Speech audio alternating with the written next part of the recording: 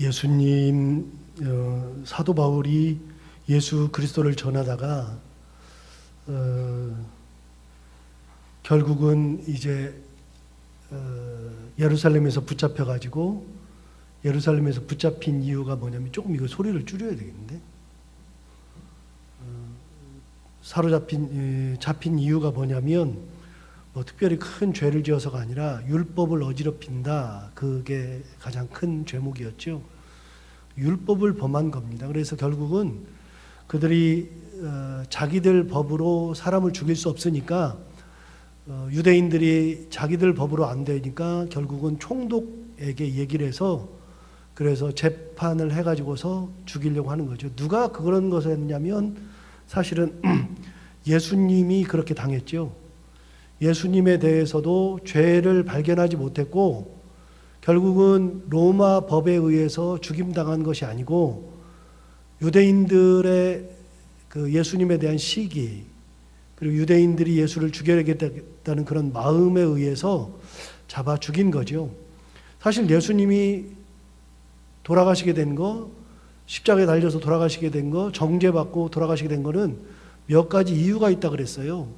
가장 큰 거는 신성모독이라고 그랬잖아요. 신성모독. 그래서 예수님이 내가 하나님의 아들이다. 그러니까 지금까지 구약시대까지는 하나님의 아들이라는 것을 들어본 적이 없어요. 누구도 하나님을 아버지라고 해본 적이 없잖아요. 그런데 예수님이 오셔서 내 아버지께서 일하시니 나도 일한다. 내 아버지로부터 보내심을 받았다. 그러니까 그거를 이해할 수가 없는 거죠. 유대 사람들이 그 말 자체를 이해를 하지 못해요. 구약 성경에 하나님을 아버지라고 한 사람이 한 명도 없죠. 그런데 가장 먼저 아버지라고 부르신 분이 예수 그리스도죠. 그래서 연세대학교 김영석 교수 얘기를 몇 번 드린 적이 있는데, 김영석 교수는 연세대학교의 철학과 교수인데, 그분은 지금 100살이 다 됐어요. 거의 100세가 다 되셨는데, 김영석 교수님이 제가 영락교에 있을 때 영락교에 오셔가지고서 세미나를 하신 적이 있어요. 그분은 목사님이 아니시고 철학과 교수기 때문에 철학하신 분이죠. 근데 김영석 교수님이 오셔가지고서 하셨던 말씀 중에 지금도 잊혀지지 않는 말씀이 뭐냐면, 예수님이 오셔가지고서 우리에게 달라진 것이 하나 있다. 그건 뭐냐? 하나님을 아버지라고 부르게 되었다. 그렇게 말씀하셨어요. 근데 한 번도 생각해 본 적이 없어요, 저도. 그런데 김영석 교수께서 그렇게 말씀하셨을 때 생각해 보니까 진짜 우리가 하나님을 아버지라고 부르지를 못했어요. 구약 성경에 누가 아버지라고 그랬어요? 못했지. 그런데 구약 성경이 지나고 나서 하나님을 아버지라고 부르게 한 분이 누구냐면 바로 예수 그리스도죠. 예수님으로 인해서 우리가 하나님을 아버지라고 부르게 되었죠. 그런데 당대의 유대인들이 하나님을 아버지라고 불렀던 예수 그리스도를 가만히 놔둘 수가 없었어요. 그래가지고 어떻게 해요? 잡아 죽이려고 했죠. 그런데 여러분, 하나님을 아버지라고 부르면 그게 로마 법에 어긋나요? 안 어긋나잖아요. 예수님을 로마 법으로 죽일 수 없어요. 당대는 로마가 통치하던 시기니까 누구만 범죄한 사람이 취급을 받냐면 로마의 법을 어겨야 되거든요. 그런데 예수님이 로마 법을 어긴 적이 없잖아요. 하나님을 아버지라고 불렀어요. 그럼 결국은 누구 문제예요? 유대인들과 예수님의 문제죠. 어떤 문제? 종교 문제였죠. 그런데 로마는 종교를 관여한 적이 없어요. 그렇기 때문에 예수님을 잡아 죽이려고 했을 때에 빌라도가 뭐라 그러냐면, 이 사람은 죄가 없다. 분명히 얘기하잖아요. 죄가 없어요. 또 예수님을 잡아 죽이려고 했던 이유 중에 하나가 뭐냐면 성전 모독죄거든요. 여러분, 성전 모독죄라고 하는 것도 마찬가지예요. 성전 모독죄도 예수님이 이 성전을 헐라 내가 사흘 만에 다시 세우리라 그러기도 했고, 예수님께서 성전에 들어가셔서 매매하는 사람들, 비둘기 파는 사람들, 양이나 소를 파는 사람들, 환전하는 사람들의 상을 다 뒤집어 엎었죠. 그러니까 이거를 견딜 수가 없는 거예요. 견딜 수가 없어요. 그래서 예수님이 성전을 모독했다 얘기하는데 다시 한번 물어요. 성전 모독죄가 로마법에 어긋나요? 어긋나지 않죠? 그럼 로마의 법에 의해서 죽을 수가 없어요. 그런데 유대인들이 생떼를 썼잖아요. 세 번째, 예수님에게서 그들이 발견한 죄는 뭐냐면 안식일 모독죄거든요. 안식일날 일하신다, 안식일날 병을 고친다, 안식일날 밀밭 사이를 지나가다가 이삭을 먹는다. 그렇게 하니까 어떻게 안식일날 병을 고칠 수 있느냐, 안식일날 어떻게 먹을 수 있느냐, 안식일날 일할 수 있느냐. 그래서 여러분, 예수님의 죄목이 또 하나가 뭐냐면 안식일 모독죄예요. 신성 모독, 성전 모독, 안식일 모독. 이 세 가지 다시 물어요. 로마의 법과 상관이 있어요, 없어요? 로마 법과 아무 상관이 없어요. 전사님, 여기 중간에 불이 안 켜져 있는데 여기가 가운데 쪽에 어쩐지 어두워. 여기는 말고 저 가운데, 본당 가운데. 그렇지. 이제 좀 밝죠? 얼마나 힘드셨어요? 말도 못하시고. 제가 이렇게 하면서 여러분 얼굴이 잘 안 보여 보니까 거기가 어둡네.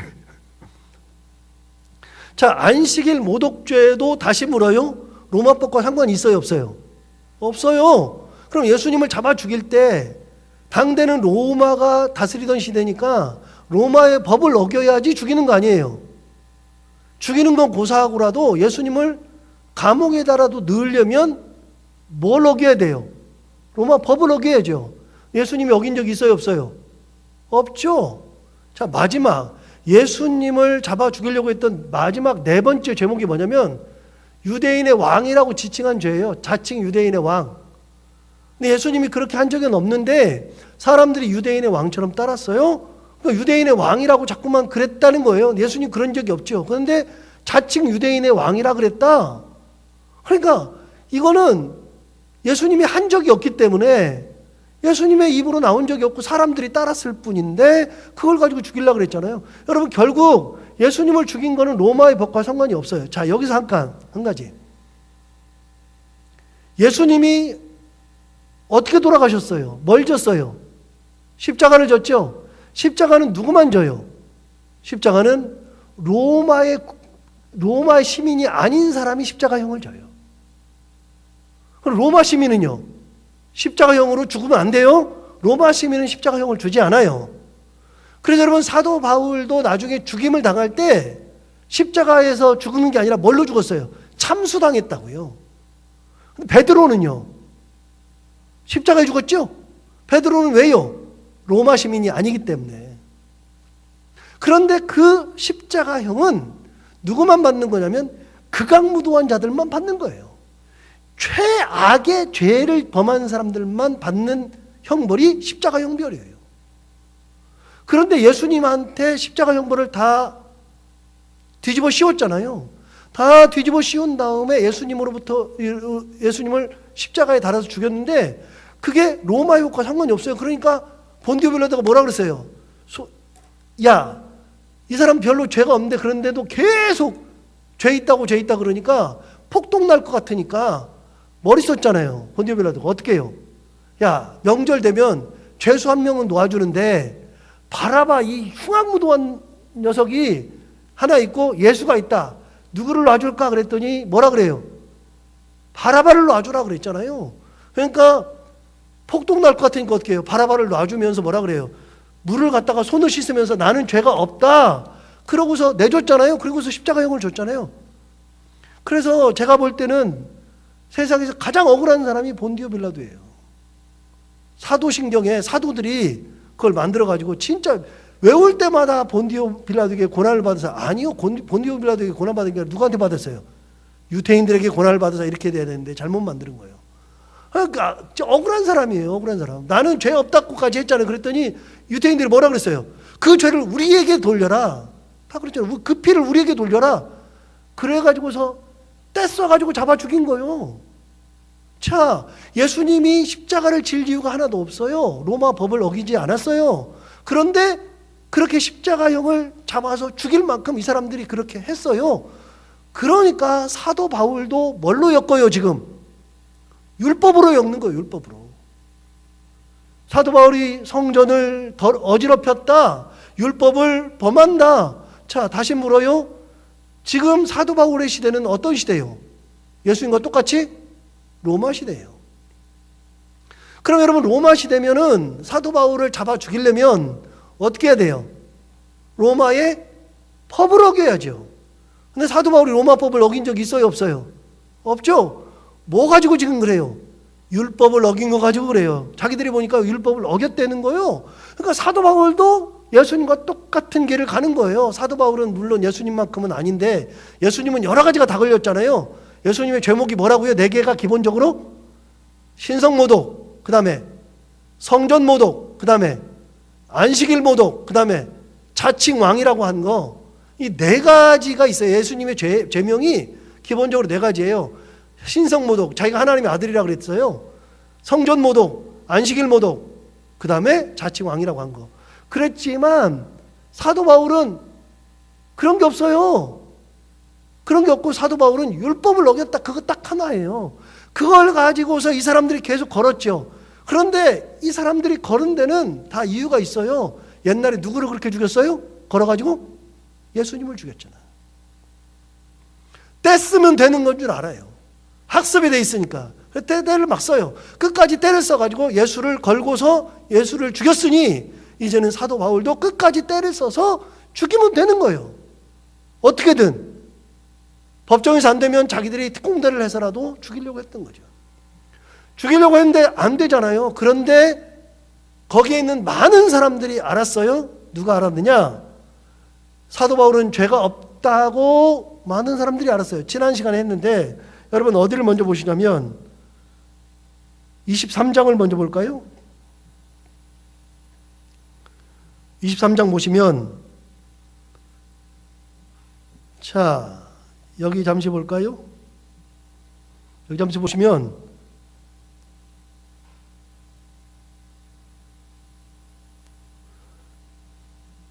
제가 그냥 지도로만 보여드리니까 실감이 없어서 제가 오늘 그렸어요. 자 보세요. 예루살렘이 여기 있고요. 예루살렘이 여기 있죠. 여기가 예루살렘이고 여기가 가이사랴입니다. 가이사랴. 여기가 가이사랴고 여기가 예루살렘인데 예루살렘 그 다음에 여기 가이사랴. 지난번에도 말씀드렸지만 여러분 예루살렘에는 누가 있어요? 유대의 왕들이 전통적으로 거하는 곳이 예루살렘이고요.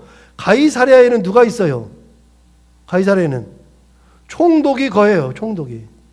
총독이 가이사랴에 거하기 때문에 예루살렘에 있는 사람들 중에 로마의 군인들 중에 로마의 군인 체제 중에 천부장이 가장 그래도 높은 직위예요. 천부장이. 그럼 1000명의 군인을 거느리고 있는데 천부장이 어디 파송되어 있느냐? 예루살렘에 천부장이 파송되어 있어요. 예루살렘에. 그럼 총독은 어디 있냐면 가이사랴에 있다 그랬잖아요. 가이사랴에. 당대의 총독이 누구냐? 성경에 나오는 총독이 셋이라 그랬죠. 첫 번째는 본디오, 빌라도 총독이 있었죠. 두 번째는 누가 있어요? 벨릭스라고 있었어요. 벨릭스. 세 번째는 베스도. 3명이 있어요. 이렇게 3명이 있는데 이 벨릭스와 베스도가 사도행전에 나오고 이거는 복음서에 나오죠. 복음서에. 그래서 복음서가 끝나면 본디오 빌라도는 끝났고요. 사도행전에서는 25장, 26장에 가보면 벨릭스와 베스도라고 하는 2명의 총독이 등장하는데 이 벨릭스와 베스도는 다 어디에 있어요? 다 가이사랴에 있어요. 가이사랴. 그러면 예루살렘에는 누가 있느냐? 예루살렘에는 파송된 사람이 천부장이 있어요. 천부장. 근데 사도 바울이 어디서 잡혔냐면 예루살렘에서 잡혔거든요. 그래가지고 천부장이 유대인들이 사도 바울을 죽이려고 그러니까 야밤에 그 사도 바울을 약 500명의 군사를 동원해가지고서 어디로 보냈어요? 가이사랴로 보냈죠. 그래가지고 벨릭스한테 보낸다고요. 자, 그때 예루살렘에 있는 천부장의 이름이 나와요. 이름이 뭐라고 나오냐면 루시오라고 나와요. 루시오. 글라우디오 루시오라는 사람인데 이 사람이 총독이었던 가이사랴에서 당시에 총독이었던 누구?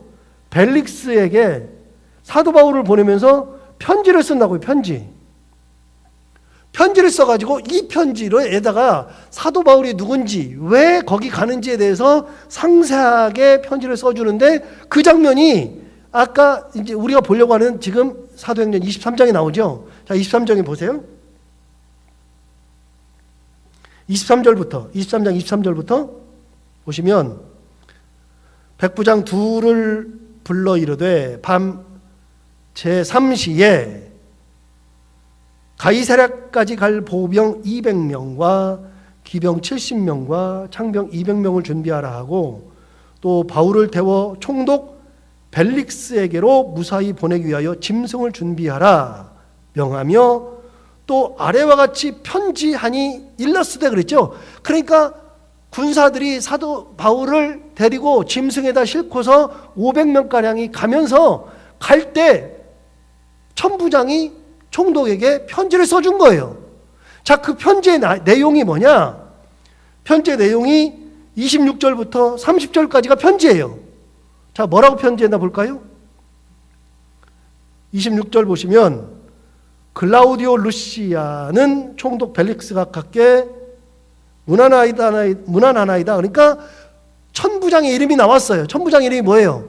글라우디오 루시아죠.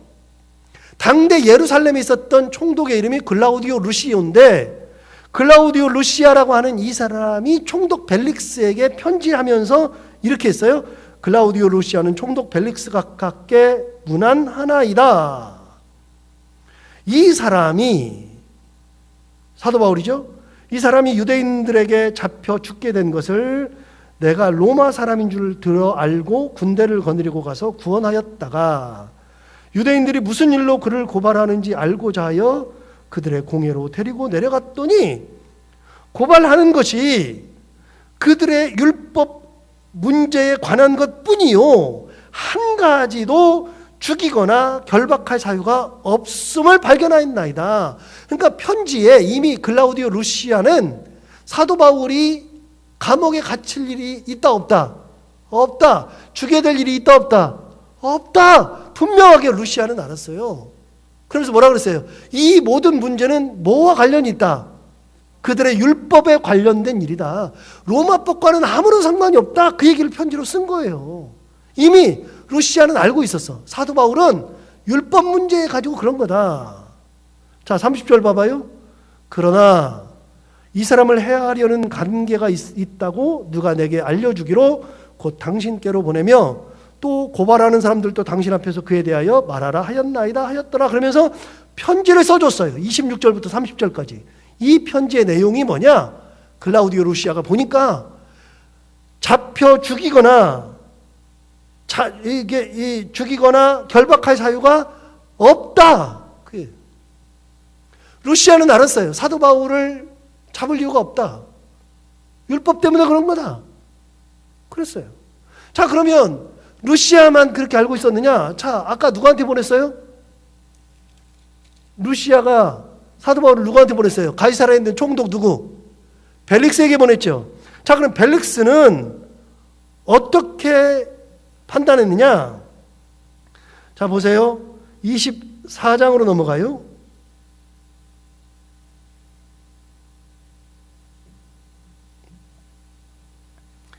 벨릭스가 사도 바울에게 이런저런 얘기를 막 들어요. 들으면서 재밌는 게 있어요. 22절 보세요. 24장 22절. 벨릭스가 이 도에 관한 것을 더 자세히 아는 거로 연기하여 이르되 천부장 루시아가 내려오거든 너희 일을 처결하리라. 사람들이 유대인들이 하도 와가지고서 죽이라 그러니까 야, 루시아 오면 할 거야. 루시아가 누구죠? 천부장이죠. 루시아가 내려오면 이 일을 천부장 루시아가 내려오면 너희 일을 처리할 거다. 기다려라. 그러면서 사도 바울을 죽이지 않았어요. 그러면서 뭐라 그러냐? 23절 보세요. 백부장에게 명하여 바울을 지키되 자유를 주고 그의 친구들이 그를 돌봐주는 것을 금하지 말라 하니라. 그러니까 사도 바울에게 뭘 줬어요? 자유를 줬어요. 여러분, 죽일 중죄인한테 자유를 줘요, 안 줘요? 안 주죠. 안 주죠. 죽일 사람은 절대로 자유를 주지 않죠. 그런데 자유를 줬어요. 자유를 주면서 또 뭐라 그러냐? 친구들이 그를 돌봐주는 것을 금하지 말라. 그러니까 친구들이 감옥에 많이 드나들었죠. 드나들면서 뭐예요? 영치금 넣어주고 먹을 거 갖다 주고 잘 돌봐주는 거예요. 그러는데도 뭐 하지 말라고요? 금하지 말아라. 그렇게 했어요. 그 다음 보세요. 24절 보세요. 수일 후에 벨릭스가 그 아내 유대 여자 드루실라와 함께 와서 바울을 불러 그리스도 예수 믿는 도를 들었어요. 자, 여기서 재밌는 게 하나 나와요. 벨릭스의 부인이 나와요. 벨릭스의 부인 드루실라라고 나오는데 벨릭스의 부인이 어디 출신이야? 유대 여자예요. 유대 여자. 유대 여자. 그러니 율법에 대해서는 정확하게 아는 거예요. 지금 유대 여자가. 자, 수일 후에 벨릭스가 그 아내인 유대 여자 드루실라와 함께 와서 바울을 불러 그리스도 예수 믿는 도를 듣거늘 바울이 의와 절제와 장차 오는 심판을 강론했어. 자, 사도 바울이 강론한 게 뭐냐? 의와 절제와 장차 오는 심판. 그러니까 예수 그리스도에 대해서 전할 때 의와 절제와 그거는 그냥 넘어가고 장차 오는 심판에 대해서 전한 거예요. 심판에 대해서. 그러니까 율법의 이야기를 전한 게 아니라 예수님과 관련된 거를 전하는 거예요. 예수님과 관련된 거. 심판을 전하는 거죠. 그랬더니 25절 다시 봐요. 바울이 의와 절제와 장차 오는 심판을 강론하니 벨릭스가 두려워하여 대답하되 지금은 가라. 내가 틈이 있으면 너를 부르리라 하고 동시에 또 바울에게서 돈을 받을까 바라는 거로 더 자주 불러 같이 이야기하더라. 어제 지난번에 얘기했잖아요. 벨릭스가 뭐 좀 받아보려고. 돈 좀 받아보려고. 돈 받으면 좀 더 잘해주려고. 돈 좀 받아보려고. 벨릭스가 그랬어요. 자꾸만 불렀어요. 근데 사도 바울이 벨릭스가 부르면 눈치가 뻔해가지고 일단 돈을 받으려고 그러는구나. 그래서 돈을 좀 갖다 주면 좋을 텐데 사도 바울이 돈 줘요, 안 줘요? 안 주죠. 그럼 뭐예요? 가가지고 뭘 전해? 의와 절제와 장차 오는 심판만 전하는 거예요. 돈을 주지 않아요. 그러니까 어떻게 됐냐 보세요. 27절.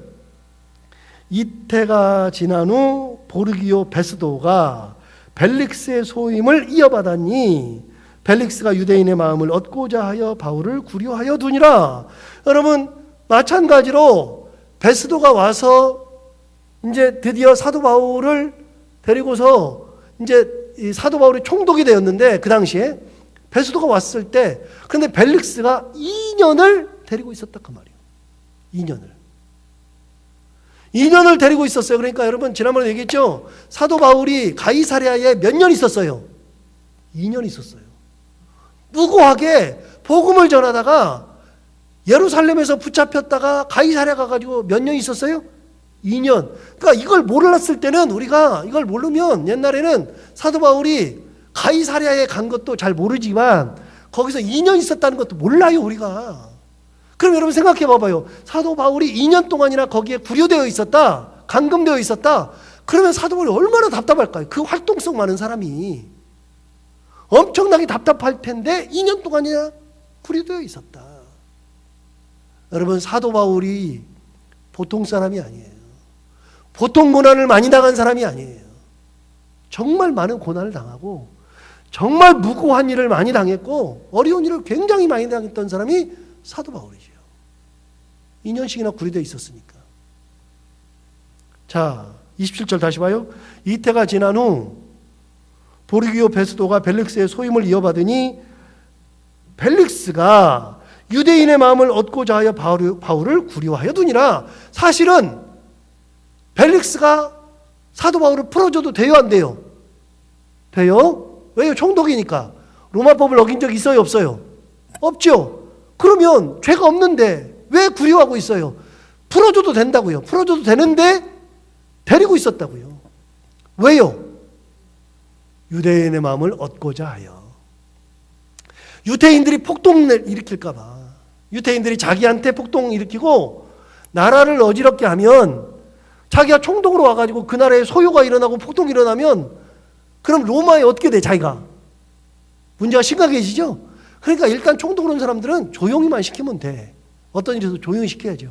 그러니까 폭동이 일어날까 봐 유대인들의 마음을 얻으려고 쿠리오 해놓은 거예요. 자기가 볼 때는 죄가 없어. 자, 이제 세 번째. 첫 번째는 누가 사도 바울이 죄가 없는 줄 알았느냐? 첫 번째는 사도 바울이 죄가 없다.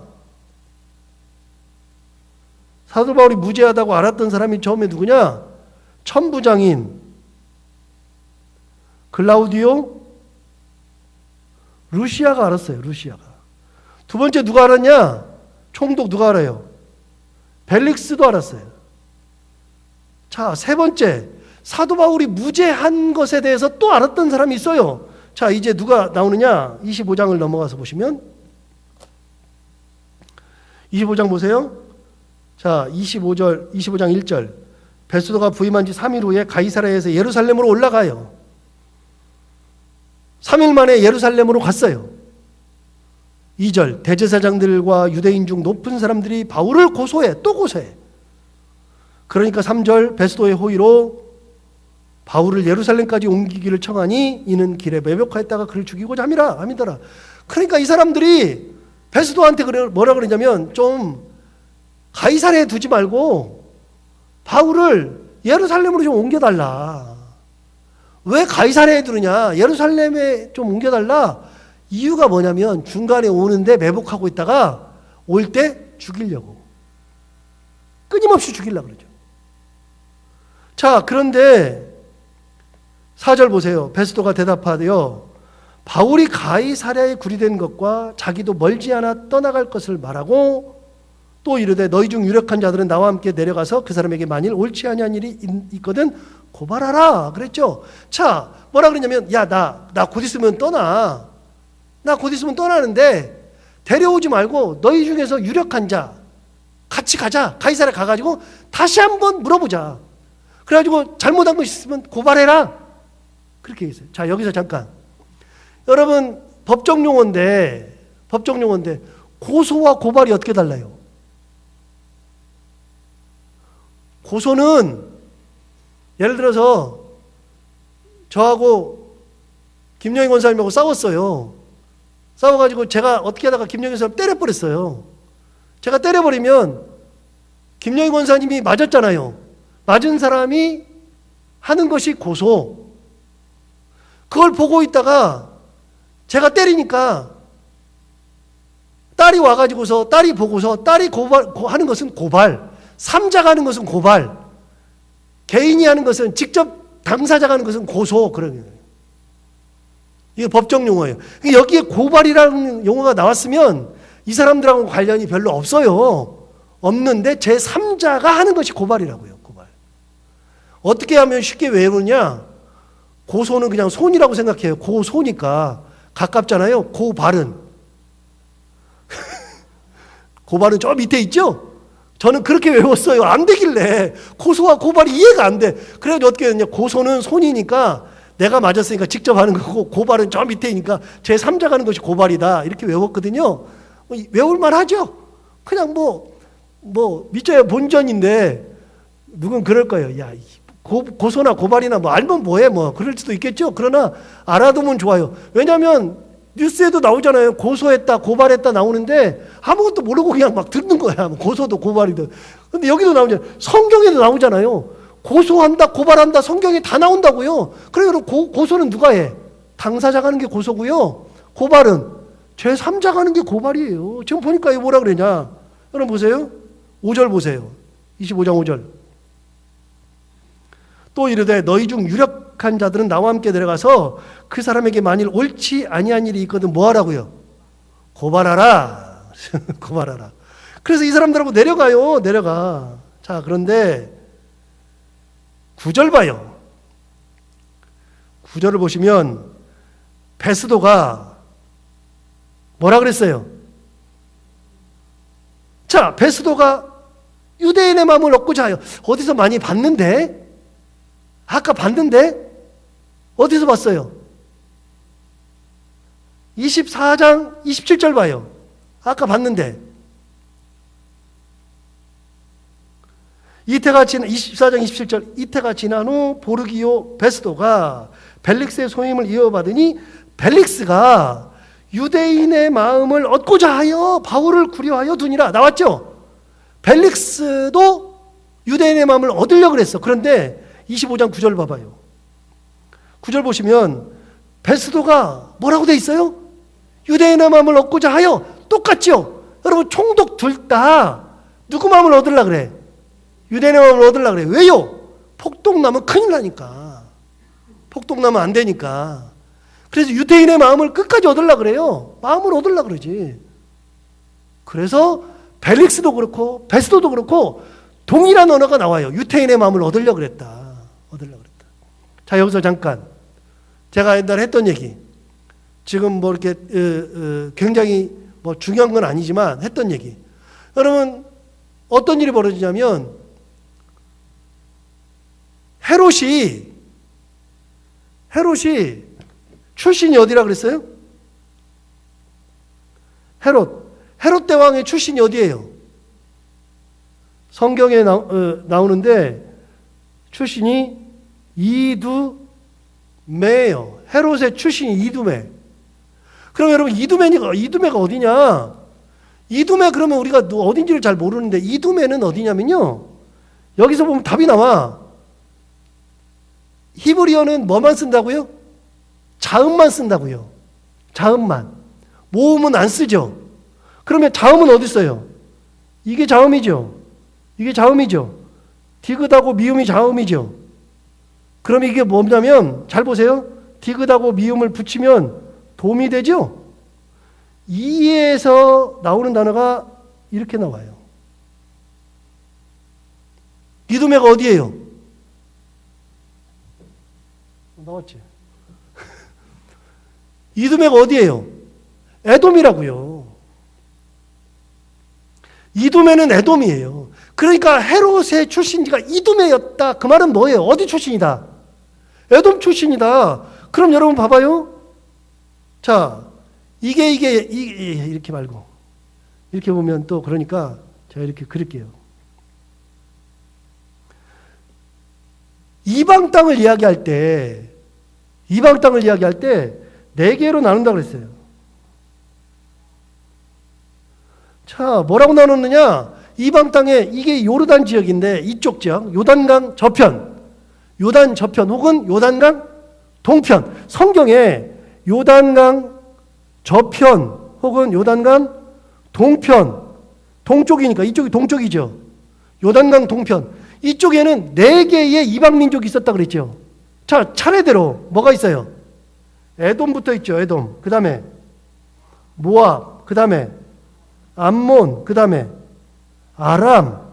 4개가 있잖아요. 4개.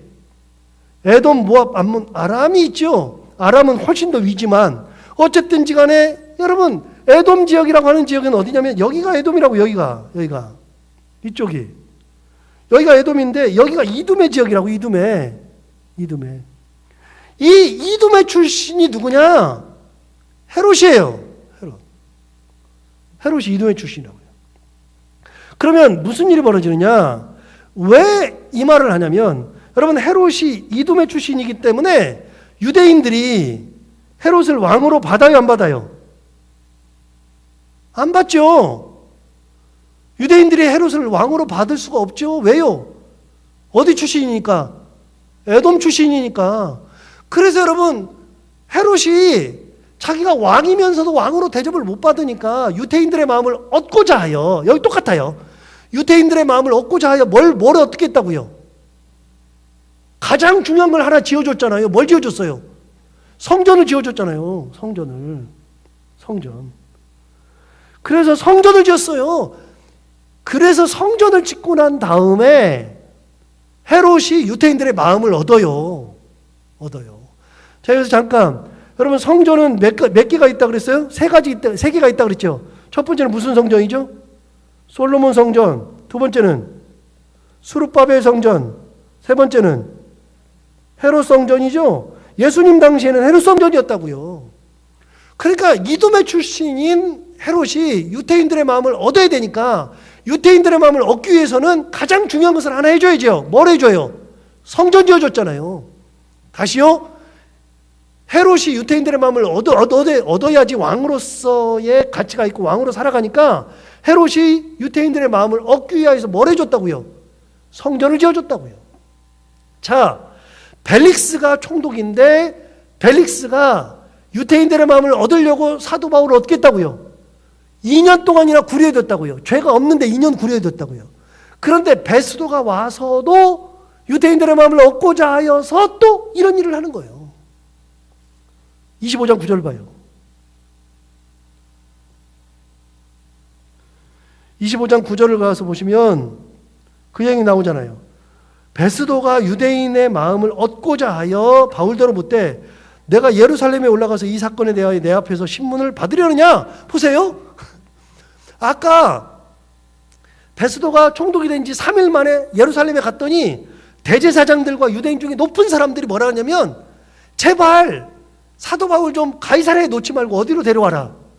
예루살렘으로 데려와라. 예루살렘 데려오면 어떡하려고. 그 중간에 매복했다가 죽이려고. 그러니까 야, 나 얼마 있으면 떠나. 너희 중에 누가 같이 가가지고서 고발해. 그래 놓고서 하려 그러다가도 사도 바울을 불러다가 유대인들의 마음을 얻으려고 예루살렘으로 보내려고 뭐라고 물어봤어요. 야, 예루살렘으로 올라갈래? 물어보는 거잖아요. 보세요. 9절 다시 봐봐요. 베스도가 유대인의 마음을 얻고자 하여 바울더러 묻되 내가 예루살렘에 올라가서 이 사건에 대하여 내 앞에서 신문을 받으려느냐? 유대인의 마음을 얻으려고 예루살렘으로 데려가려고 그런 거잖아. 그랬더니 10절에 뭐라 그러냐? 바울이 이르되 내가 가이사의 재판 자리 앞에 섰으니 마땅히 거기서 신문을 받을 것이라. 당신도 잘 아시는 바와 같이 내가 유대인들에게 불의를 행한 일이 없나이다. 만일 내가 불의를 행하여 무슨 죽을 죄를 지었으면 죽기를 사양하지 아니할 것이나 만일 이 사람들이 나를 고발하는 것이 다 사실이 아니면 아무도 나를 그들에게 내줄 수 없나이다. 내가 가이사께 상소하노라. 여러분, 상소가 뭐예요? 상소가 뭐예요? 법원에서, 우리나라 법원이 몇 심제예요? 3심제잖아요. 3심제. 첫 번째는 지방법원, 두 번째는 고등법원, 세 번째는 대법원. 그러니까 여러분, 우리는 몇 번까지 재판을 받을 수 있어요? 세 번까지는 받을 수 있어요. 대법원에서 확정 판결이 나면 이제부터는 확정이 되지만 그 전에는 지방법원에서 나도 올라가도 되고 다시 올라가도 돼요. 상소와 항고. 그러니까 위로 올라가는 거 하잖아요. 위로 올라가는 거예요. 내가 그러니까 뭐라 그러냐면 이렇게 보세요. 11절 다시 봐요. 11절 맨 마지막에 뭐라 그러냐면 내가 가이사께 상소하노라. 그 말은 뭐예요? 내가 총독 당신한테 이제 안 받겠다. 난 가이사에게 상소할 거다. 어디까지 가겠다? 로마까지 가겠다. 그 말이에요. 로마까지 가겠다. 자, 베스도는 뭐라 그랬어요? 야, 나랑 같이 예루살렘 갈래? 그랬더니 사도 바울 뭐라 그래? 나 로마 갈 건데. 그런데 가이사께 상소한 이유가 뭐냐? 여러분, 예수님은 상소를 했어요, 안 했어요? 예수님은 상소를 했어요, 안 했어요? 안 했죠? 왜 상소를 못 해요? 로마 사람이 아니니까. 로마 사람 아니니까. 사도 바울은 상소할 수 있죠? 왜 해요? 로마인이니까. 가이사 앞에 갈 수 있는 사람은 누구만 가요? 로마인들만 가는 거예요. 로마인들만. 이게 그 당시의 문화를 가지고 그 당시에 로마의 법, 로마의 문화 이런 것들을 통체적으로 알아야 이 문제를 다 해결하는 거예요. 이 문제를. 그래서 가이사께 상소한다. 그 말은 뭐예요? 나 예루살렘으로 안 갈 거다. 그 말이죠. 그랬더니 12절 봐봐요. 12절. 12절에 베스도가 배석자들과 상의하고 이르되 내가 가이사에게 상소하였으니 가이사에게 갈 것이라 하니라. 그래서 가이사에게로 가는 거예요. 자, 여기서 13절 봐요. 13절에 보면 수일 후에 누가 와요? 아그리빠 왕과 버니게가 베스도에게 문안하러 가이사랴에 왔다. 자, 저 잠시 볼까요? 여러분, 아그리빠가 나온다 그랬잖아요. 자, 아그리빠. 지난번에도 얘기했어요. 아그리빠. 당시에 헤롯이 있는데 헤롯은 죽으면서 나라를 셋으로 나눴죠. 나눠가지고 누구요? 헤롯, 아켈라오, 그죠? 그 다음에 헤롯, 안디바, 그 다음에 헤롯, 빌립, 셋으로 나눴죠. 그러니까 우리가 알고 있는 헤롯은 이하나, 이게 다 나오죠. 이게 다 어디 나오느냐? 이게 전부 다 복음서에 나와요. 복음서에. 그런데 사도행전에는 헤롯이 또 나온다 그랬잖아요. 헤롯이 나오는데 헤롯이라고 안 붙이고 왕으로 나오는데 왕 누구요? 아그리빠라고 나와. 아그리빠라고 나오는데 아그리빠는 누구냐? 전부 다 헤롯 아그리빠예요. 그래서 여러분 헤롯의 아들들이고 이게 아들들, 3명이 아들들이에요. 아들들. 그리고 이 사람들은 전부 다 헤롯의 손자들이야. 손자들. 그런데 아그리빠가 한 명만 나오는 게 아니라 둘이 나온다 그랬죠. 어디 나와요? 사도행전 12장 1절에 나오고 그리고 여기에 보면 25장에 나와요. 그래서 12장 1절에 나오는 건 아그리빠 1세, 25장에 나오는 건 아그리빠 2세라 그랬죠. 그래서 실제로 성경에 나오는 헤롯은 몇 명이다? 몇 명이다? 6명이다. 헤롯 1명, 헤롯 아켈라오, 헤롯 안디바, 헤롯 빌립 4명이죠. 거기다 헤롯 아그리빠 1세, 헤롯 아그리빠 2세. 당대의 가나안의 왕들이에요. 왕들의 계보예요. 그런데 여기 나오는 아그리빠 왕이 왔어요. 헤롯의 손자예요. 손자.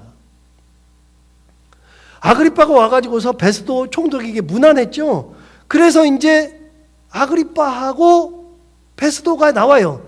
여러분 이게 굉장히 중요한데 제가 구분을 계속 짓는 이유가 뭐냐면 우리가 26장, 25장, 26장을 가보면 이해를 못해. 아그리빠가 나오고 베스도가 나오고 자꾸 막 벨릭스가 앞에 나왔고 막 그러니까 이해가 잘 안 되는데 이거를 정확하게 명확하게 딱 구분하면 이제부터 성경이 다 이해가 돼요. 정확하게. 전부 다. 자, 아그리빠가 와가지고서 아그리빠랑 같이 이야기하는 장면이 나와요. 13절 다시 봐요. 수일 후에 아그리빠 왕과 버니게가 베스도에게 문안하러 가이사랴에게 와서 여러 날 있더니 베스도가 바울의 일로 왕에게 고하여 이르되 벨릭스가 한 사람을 구류하여 두었는데 내가 예루살렘에 있을 때에 유대인의 제사장들과 장로들이 그를 고소하여 정죄하기를 청하기에 내가 대답하되 무릇 피고가 원고들 앞에서 고소권에 대하여 변명할 기회가 있기 전에 내주는 것이 로마 사람의 법이 아니라 하였노라. 그러므로 그들이 나와 함께 여기 오매 내가 지체하지 아니하고 이튿날 재판자리에 앉아 명하여 그 사람을 데려왔으나 원고들이 서서 내가 짐작하던 것 같은 악행의 혐의는 하나도 제시하지 않더라. 자, 베스도가 뭐라 그러냐면 아그리빠한테 이렇게 했어요.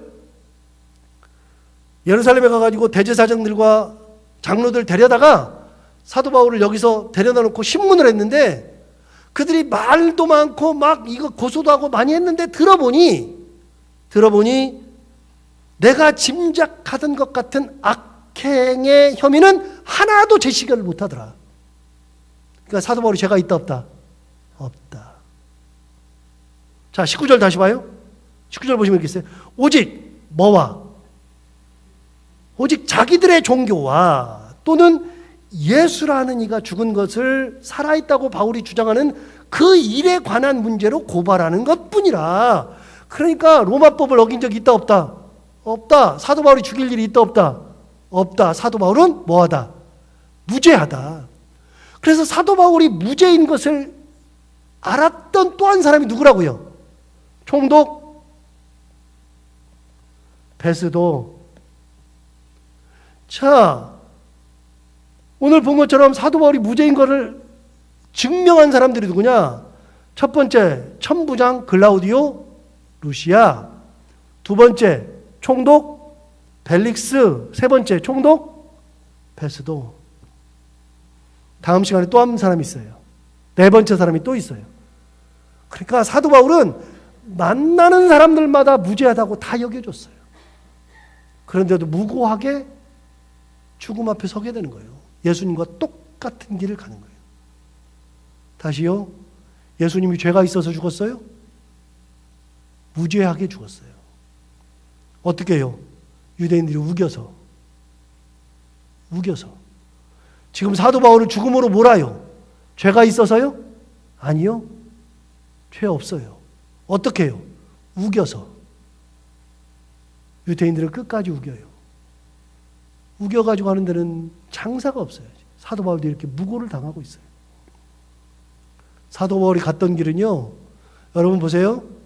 사도 바울의 1차, 2차, 3차, 그의 생애를 이렇게 쭉 정리를 해보면, 나중에 이제 제가 정리하겠지만, 사도 바울의 생애를 정리해보면, 유대인으로 살아서 율법에 충실했던 사도 바울, 예수 만나가지고서 변화되는 사도 바울이 복음 전한다고 1, 2, 3차 다니면서 그 고생하고 매 맞고 죽을 위험 당하고 그리고 배가 난파되고 강도에게 당하고 그러면서 엄청나게 고난당한 복음 전파하다가 괴로움 당하던 사도 바울, 세 번째, 무고하게 죽을 죄를 뒤집어 쓰고 이렇게 유대인들에게 당하고 있는 사도 바울.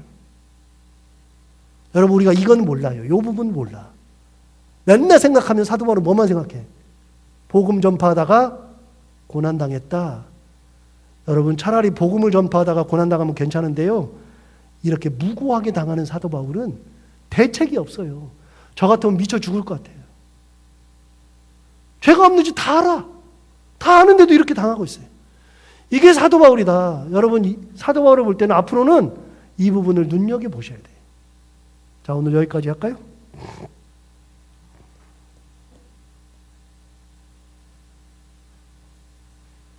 하나님 아버지, 오늘도 사도 바울이 어떤 모습으로 살았는지를 다시 한번 나누게 되었습니다.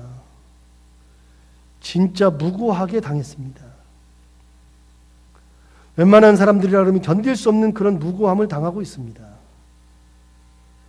그럼에도 불구하고 하나님의 말씀 전하겠다고, 예수 그리스도 전하겠다고 그 무고함 속에서도 끝까지 불평하지 아니하고 불만하지 아니하고 하나님의 말씀 가운데 있으려고 노력하고 그거를 견디려고 하고 로마까지 가려고 하는 그 마음 변하지 않는 사도 바울.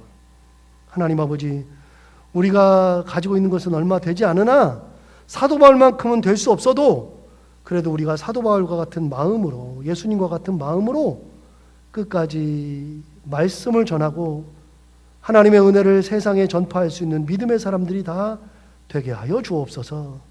사도 바울은 개인적인 욕망을 가지고 살아본 적이 없습니다. 하나님 아버지, 저만 해도 개인적인 욕망이 진짜 많습니다. 회개할 수밖에 없는데 하나님 아버지, 저희들 모두 다 진짜 하나님의 영광을 드러낼 줄 알고 하나님의 권능 가운데 살아갈 수 있는 믿음의 사람들이 다 되게 하여 주옵소서. 감사하며 예수님